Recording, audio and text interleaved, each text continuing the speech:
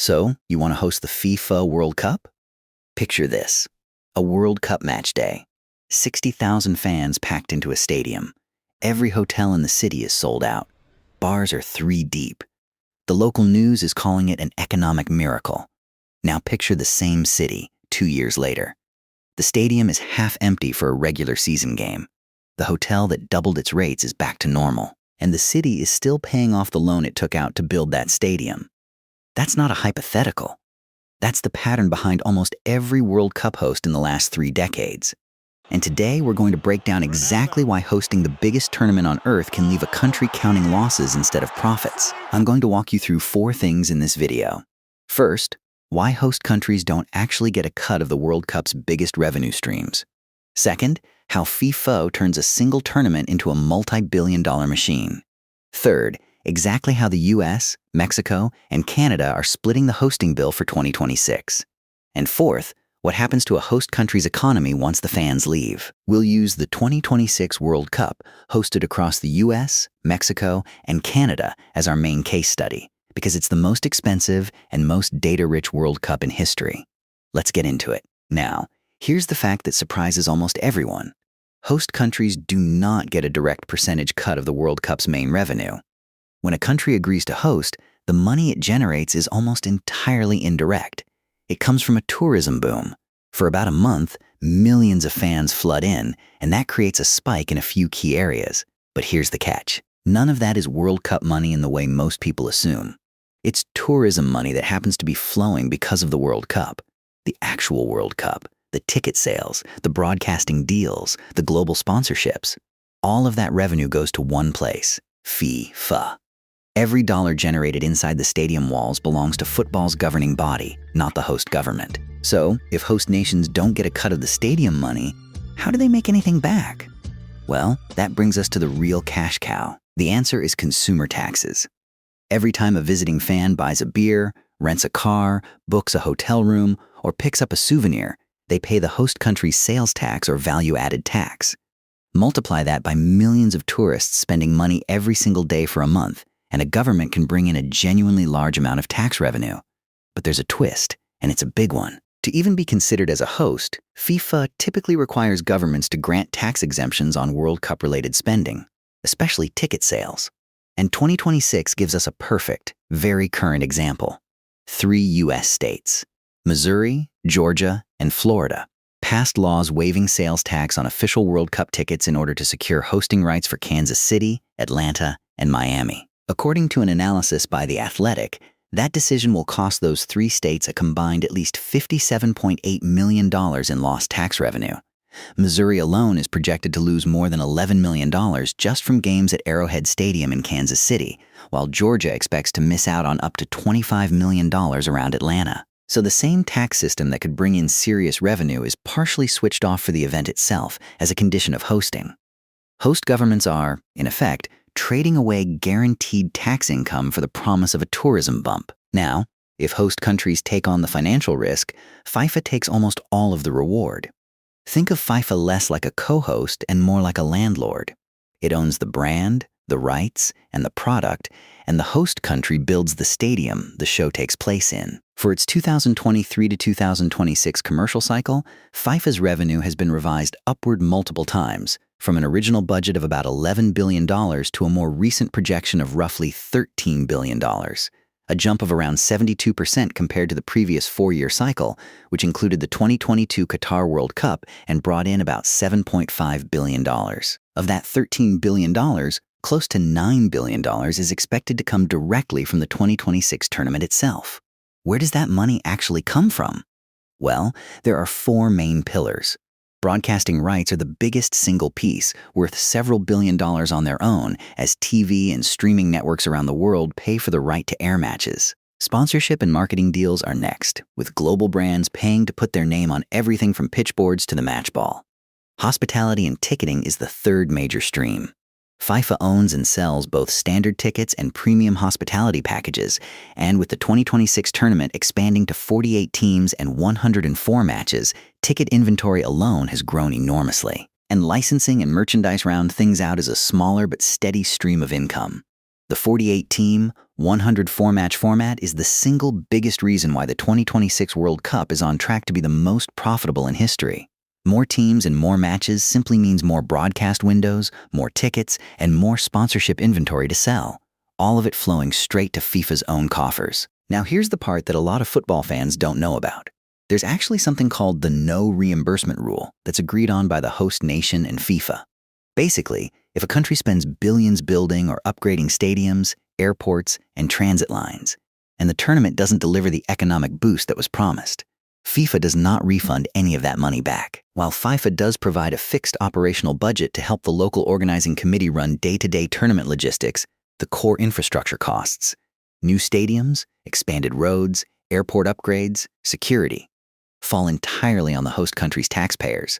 There is no safety net at all, and the track record backs this up. Research from the University of Toronto found that 12 of the last 14 World Cups produced net economic losses for their host regions, despite optimistic pre-tournament forecasts nearly every single time. You don't even need to go back that far for an example. Brazil, for example, spent an estimated $12 to $15 billion hosting the 2014 World Cup, roughly the same price tag as hosting an entire Summer Olympics, while the country was heading into a recession. And it's not just recent examples. Go back to the 1994 World Cup, hosted right here in the United States. It's remembered as a commercial breakthrough that helped grow soccer nationally. But economists Robert Bade and Victor Matheson later estimated that the actual economic impact fell between $5.5 billion and $9.3 billion short of what pre-tournament projections promised host cities. The pattern is consistent: big promises before the tournament and a much smaller, sometimes negative, return once the final whistle blows and the tournament is over. The total cost of hosting across all 16 cities is estimated at somewhere between $14 and $15 billion. That sounds enormous until you compare it to Qatar, which spent north of $200 billion building an entire hosting infrastructure from scratch. The reason 2026 is so much cheaper is simple. Almost every stadium in the US, Mexico, and Canada already existed. FIFA itself has spent under $56 million on stadium renovations and upgrades across the whole tournament, a rounding error compared to Qatar's $7 billion in new stadium construction alone. But cheaper overall doesn't mean cheap, and it definitely doesn't mean evenly shared. In the United States, the federal government stepped in on security specifically. FEMA awarded $625 million in security funding split across the 11 U.S. host cities. That takes some pressure off local budgets, but it doesn't cover everything. Smaller host towns are still exposed. For example, Foxborough, Massachusetts, a town of about 18,000 people, had to raise roughly $7.8 million on its own just to cover public safety costs for 7 matches at Gillette Stadium. And remember the tax exemptions from earlier. Missouri, Georgia, and Florida are still absorbing that $57.8 million in lost ticket tax revenue on top of whatever else they spend. Canada's costs tell a similar story, but with a clearer paper trail. Toronto's own hosting budget, just for the 6 matches it hosted, rose from an original estimate of $290 million to $380 million in about a year, driven largely by inflation and clearer planning requirements. Ontario's provincial government had committed $97 million toward that bill, but it has called that number a hard cap, meaning any further cost increases fall back on the city.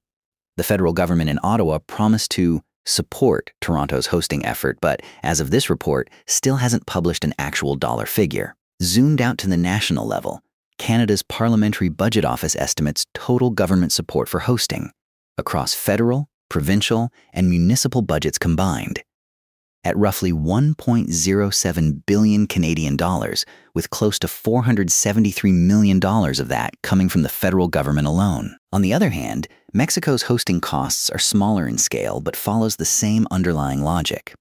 The most visible example is Estadio Azteca, the 2026 World Cup's best stadium, whose renovation was estimated anywhere from just over $1 billion to more than 3 billion pesos, roughly $160 million at the higher end. Host cities like Monterrey have even created dedicated trust funds just to finance tourism promotion around the tournament, and officials in Mexico City have had to train and coordinate hundreds of thousands of service sector workers ahead of the event, a real cost that rarely shows up in the headline budget numbers.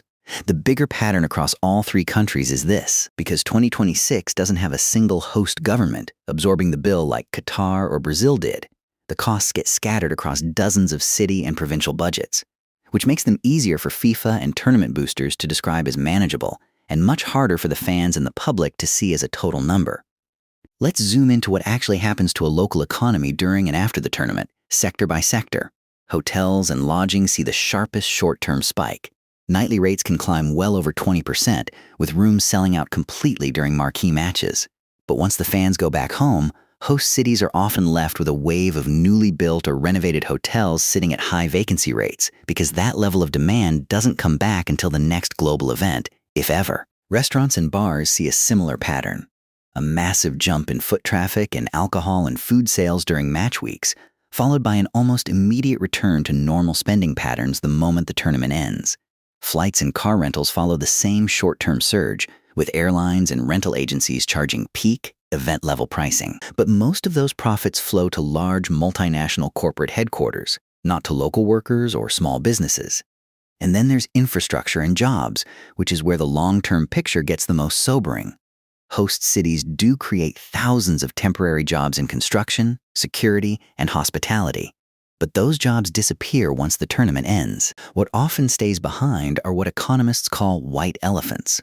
Massive, expensive stadiums that sit largely empty afterward because the local market doesn't have a big enough fan base to fill a 60,000-seat venue on a regular weekend. So, is hosting a World Cup a good financial investment? Well, based on the actual numbers, the honest answer is usually not. Host countries take on billions in infrastructure costs, get 0% of the sport's core commercial revenue, and often have to waive taxes just to be considered for the hosting rights, all with no reimbursement if the economics don't work out. What hosting really buys a country isn't profit. It's soft power, global attention, a tourism marketing campaign that money almost can't replicate, and a moment of national pride. FIFA walks away with a record-breaking cycle of revenue, while taxpayers in the host country are the ones who ultimately foot the bill. So, next time you watch a packed stadium on your screen during a World Cup match, you'll know the real story happening behind the scenes. If you found this breakdown useful, please like and subscribe for more deep dives into the economics behind the world's biggest events. See you in the next one.